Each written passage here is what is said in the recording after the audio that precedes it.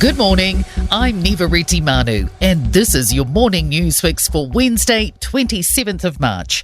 In this update, a search for survivors continues following the collapse of a major bridge in the US city of Baltimore. Officials believe a container ship appears to have lost power before ramming into the Francis Scott Key Bridge during the middle of the night.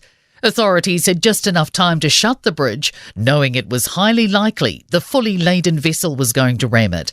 A number of vehicles still went into the river, with 2 people plucked from the freezing cold waters, but at least 6 more still unaccounted for. CNN's Brian Todd is in a boat in the river surveying the damage. At least a couple of 100-foot drop there. If any of these people were at the height of the bridge, that's the distance that they would have fallen. The middle part of the entire bridge is completely gone. The Director General of the GCSB says we're in the most challenging global security environment in a generation. Andrew Clark was before Parliament's Intelligence and Security Select Committee yesterday. He says in recent years we've seen a sharp rise in geostrategic competition and global tensions, including armed conflict. Clark says that's driven supply chain disruption, global economic uncertainty and the erosion of the rules-based order that is fundamental to a small trading nation like ours. In this environment, security threats evolve quickly and cross borders flexibly, presenting challenges. Meanwhile, a security analyst says we were always going to be a target for Chinese espionage efforts due to our Five Eyes membership. Spy agency the GCSB has revealed a cyber attack targeting parliamentary entities in August 2021, linked to a Chinese state-backed actor.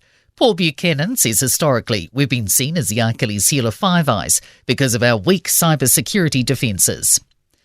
The Finance Minister will today unveil the government's budget policy statement.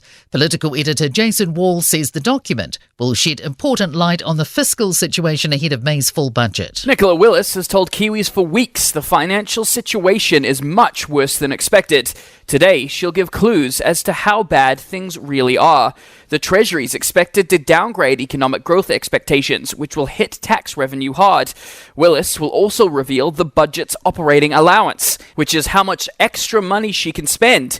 This is also expected to be lower than previous forecasts. A print of one of the artist Banksy's most famous works is sold at a New Zealand auction for more than $600,000. Girl with Balloon was sold at the International Arts Centre in Auckland's Parnell last night in an auction which saw $3 million of art sold. Other highlights of the auction include a Charles Goldie painting of a female Māori chieftain from 1911, which sold for $553,000. In sport, the Warriors have recalled centre Adam Pompey for Sunday's NRL home match against the Knights. Roger Tuivasa-Sheck returns to fullback in place of the concussed Tane Tuaupiki. A tipping in the balance of the Plunket Shield cricket decider on the third day at Hamilton.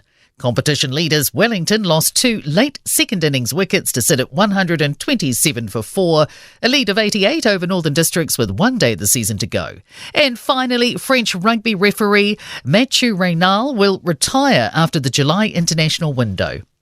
I'm Nivariti Manu, and that's your latest news fix. We'll be back with the next update at midday from the Newstalk ZB newsroom.